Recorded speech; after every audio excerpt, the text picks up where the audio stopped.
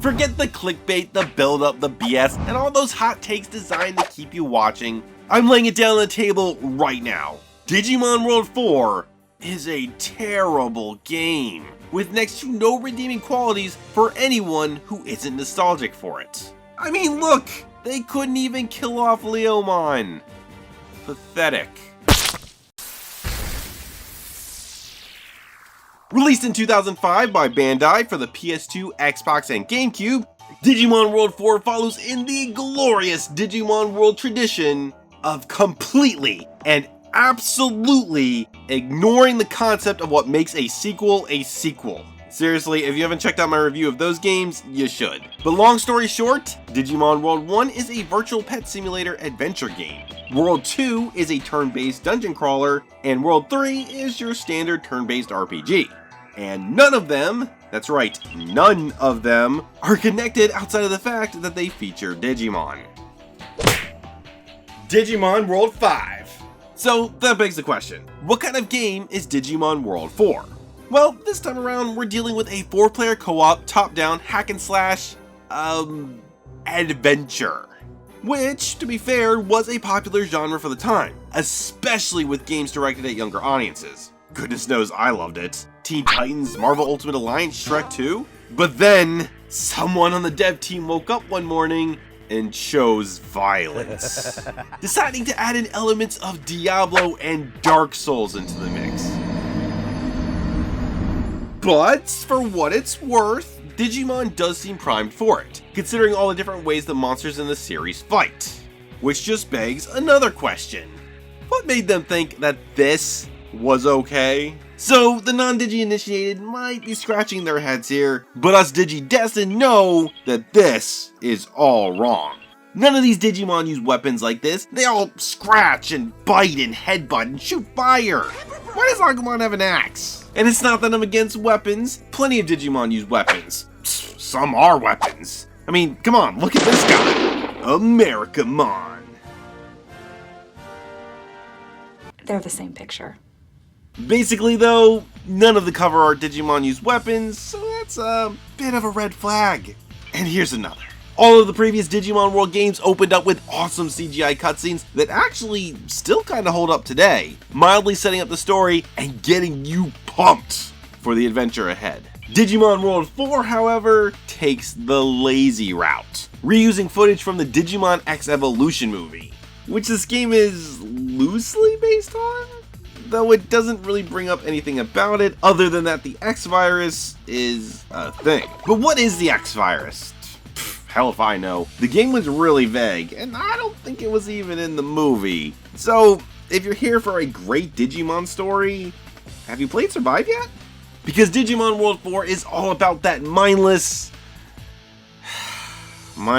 action. When you start up World 4, you get to pick one of 4 starter Digimon, each of which only has a few minor differences, animations not included, that the game never actually tells you about. So just go ahead and pick your favorite and let's go. So the problems immediately, and I mean immediately, start as soon as we land in the hub world. But before I start hitting you with every Sukamon that this game drops, let's go ahead and acknowledge a few minor positives first. Starting off, the music is actually pretty inoffensive. It's not good, mind you, but it doesn't grate like you'd think it would. I actually find the hub world music to be kind of relaxing. I think that's just Stockholm Syndrome setting in. Ah, yes, Wait, who are you? I'm the imaginary friend you played this awful game with. I have friends? Not anymore. So another positive is that you can ruin up to 3 friendships at the same time. Now that's efficiency. And finally, your character data is actually saved to your memory card, which, by the by, I played the GameCube version of this game. So I'm not quite sure if this is the case for the Xbox version, but it does mean that you can grind on your own time or have your friends transfer in to help you out, do the tougher segments, and vice versa. Not that anyone would, but I mean, it's technically possible. So is you having friends. So yeah, we're really scraping the bottom of the barrel for positives here.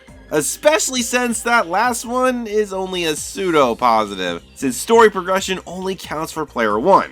So playing with a group means having to replay every segment. Yippee. Logging in, we find ourselves in the hub world, where we can shop, heal, power up, bank, look at our trading cards, and just so all you Digimon World 3 fans know, there is no playable TCG this time around, it's just collecting. And of course, find info and start quests. However, while this area may appear to be your typical hub world, secretly, it's actually complete garbage. Picking on the hub world? Really? Yeah, I know, but here's the thing. It really does highlight just how little thought went into this game. Plus, you are gonna be here a lot, so those annoyances, they're gonna pile up. First off, the hub is actually divided into multiple areas, 2 of which you need to frequent, like the store and the exit. And what's between them, you might ask? A loading screen! Not the longest loads ever, but expect to see it a lot, especially as you try to learn your way around. Changing weapon types has to be done in the hub world too, forcing you to have to go talk to a specific person, go through the standard changing, and then of course, loading! Presumably to change the weapon's model? I don't know, but man, I don't think the PS1 even had issues like this, and those games looked way better. Digimon World 4 is lacking all the charm of the previous games, especially when it comes to the Digimon themselves. All the fun expressions and emotes are completely gone. The sound effects, while nowhere near perfect in the old games, the walking sounds in World 1 were rather grating.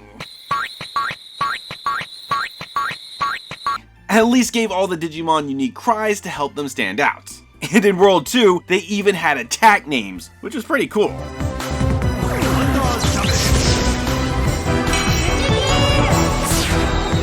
Digimon World. But in World 4, everything just makes annoying squeaking noises.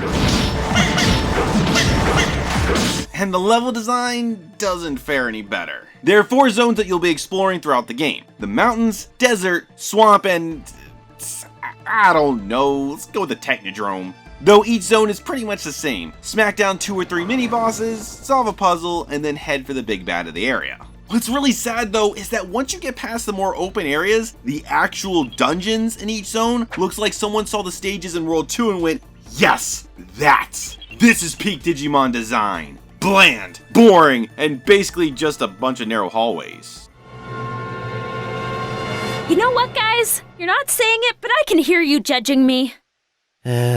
Seriously, where's the pointless circuitry? All the random real-world objects strewn about? The crazy oddities that make this the digital world? Overall, it's a major downgrade from the fun and creative look of World 3. As confusing as navigation could be in that game. Though, ignoring the lackluster appearances, at least every area does have its own little gimmick, like shooting galleries or poisonous everything. Though none of it really affects the combat outside of what enemies spawn.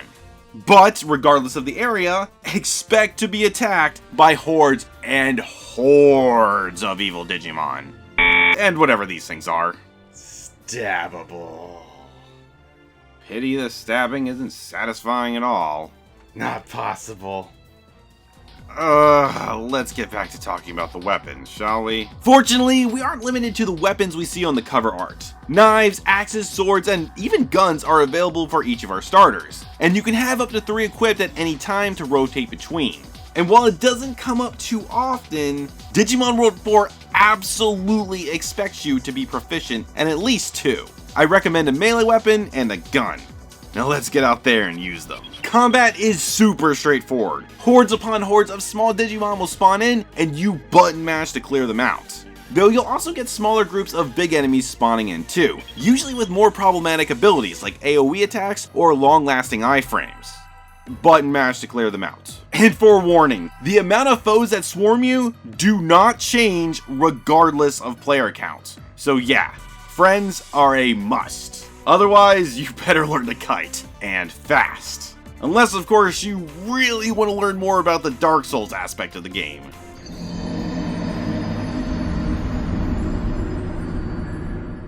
More on that in a bit.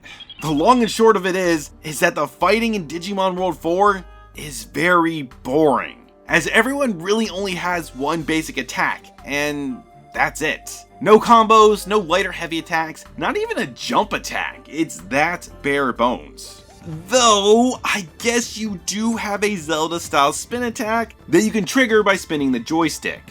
That rarely activates on command, and honestly just sucks. And the same can be said about the charge attack. Tell me, what is the point of slowly charging an attack when the damage it does is the same as the standard attack, which is faster? Oh, and you've also got a block, but your character is also kind of auto-block a bit?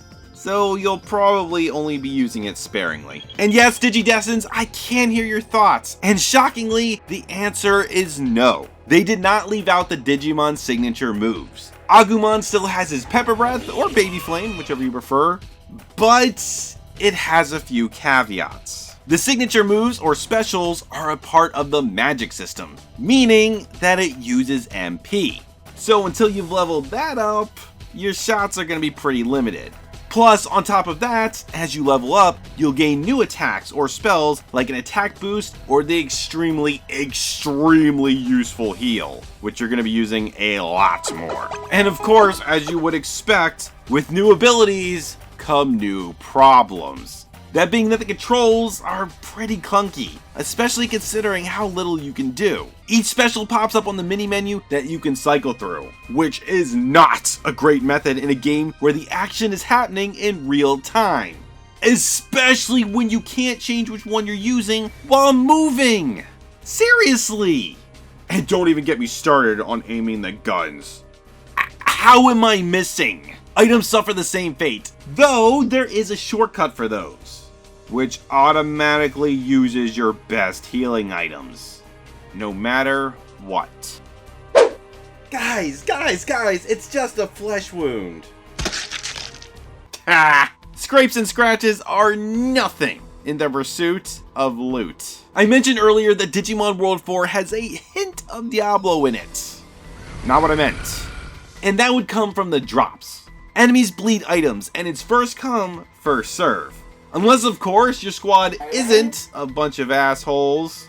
But no worries, as grab-and-go fever wears off pretty fast once you realize this loot sucks. It's just the same trash over and over and over again. Even when we were in the last area of the game, we were still getting low-level crap, just praying that something with modifications would drop.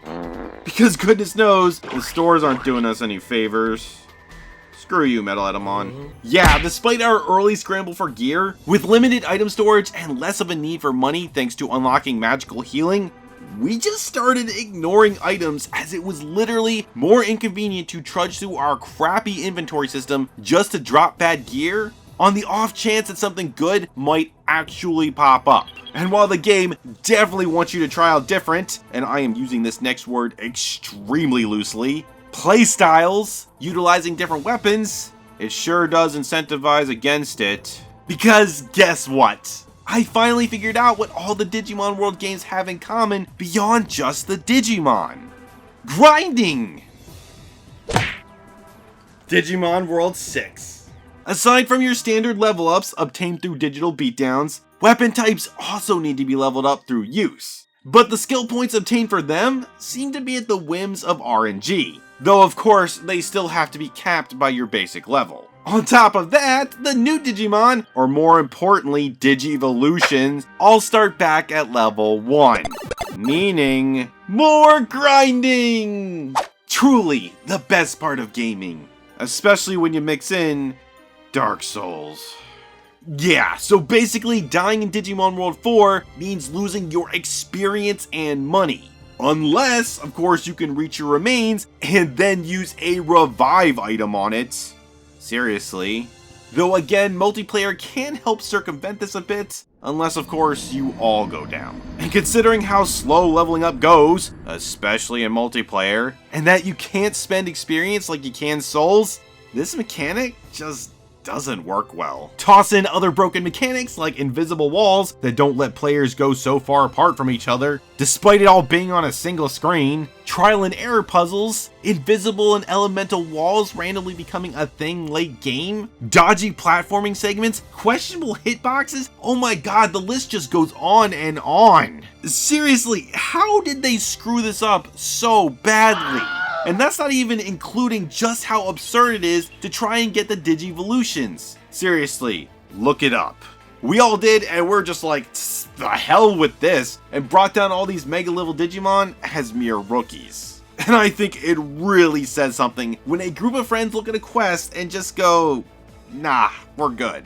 Because Digimon World 4 is just such a broken experience that not even co-op play can salvage it. While I absolutely adore the idea of a co-op Digimon adventure game, exploring the digital world, fighting evil Digimon as a team, this just ain't it. Digimon World 4 is a complete disaster of a game that I simply cannot recommend to anyone, not even hardcore Digimon fans. It is that bad. Hey, cut!